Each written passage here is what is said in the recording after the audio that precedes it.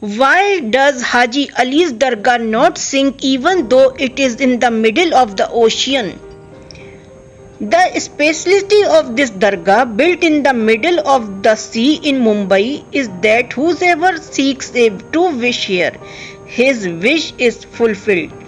But the most important thing is that this dargah does not sink even though it is in the middle of the sea.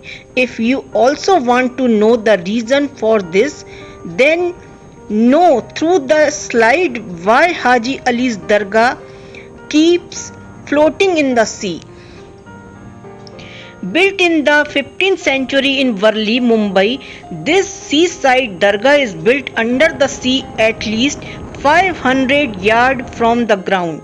Despite being in the middle of the sea, this dargah does not sink. To reach Haji Ali Dargah, people have to pass through a long cement bridge which is surrounded by sea on both sides.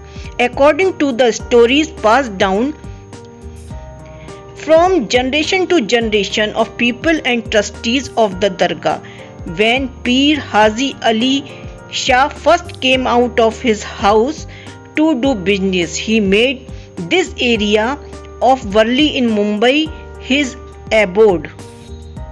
He used to live here and gradually he started liking this place. Staying here, he thought of spreading the religion with this purpose. He informed his mother by writing a letter and distributed all his wealth among the poor and started promoting religion. Haji Ali was the first to go on the pilgrimage, but he died during this journey. Before dying, he expressed his last wish that after death, he should not be buried, but his shroud should be thrown into the sea. People fulfilled his wish, but his coffin passed through the Arabian Sea and stopped at this place in Mumbai where he lived.